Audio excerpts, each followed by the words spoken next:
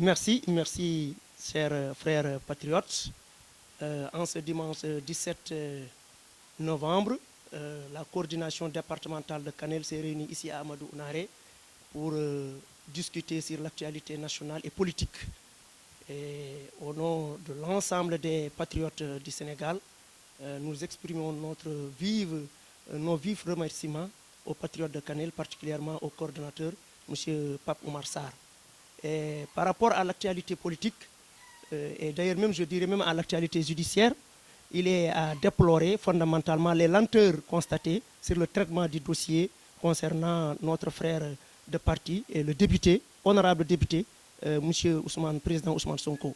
Et le Sénégal se rappelle bien évidemment, c'est lui qui a eu, depuis le mois de mai 2018, à saisir l'OFNAC, à saisir l'ISE, à saisir le procureur sur l'affaire dite l'affaire des 94 milliards.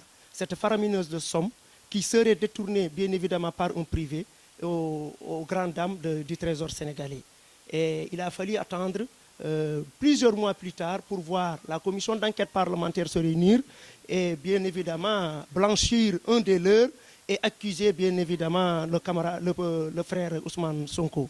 Mais curieusement, c'est à la veille de la délibération de la plénière, je veux dire, de l'Assemblée nationale, que le procureur a convoqué le frère Ousmane Sonko pour lui demander est-ce qu'il maintient ses accusations. Et mais bien évidemment, le frère maintient ses accusations, et ce qui veut dire que maintenant que les suites données à la commission d'enquête parlementaire, les résultats de la commission d'enquête parlementaire peuvent être considérés comme un résultat sans aucun effet sur la suite par rapport à l'affaire des 94 milliards. Mais nous, la coordination départementale de Kanel-Pastef, nous exigeons que lumière soit faite sur ce cas-là. Parce qu'il s'agit d'un manque à gagner pour le trésor sénégalais. Et de ces 94 milliards, chaque Sénégalais peut s'y reconnaître.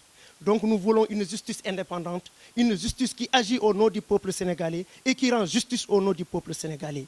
Nous pensons même que la commission d'enquête parlementaire a tellement et énormément de choses à enquêter.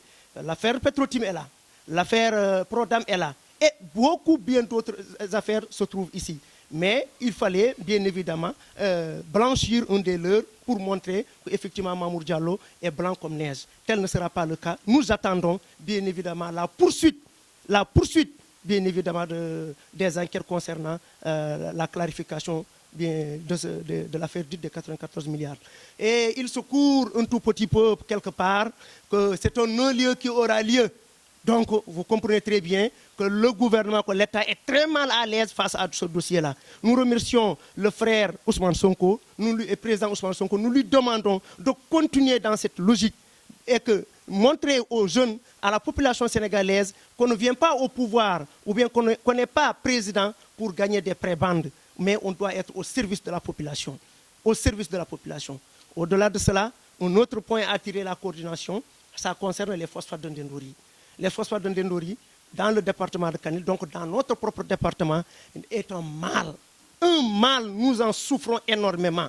Au lieu de sortir cette population de l'ornière, de sortir cette population de la pauvreté, de la misère, au contraire, on nous immerge de jour en jour.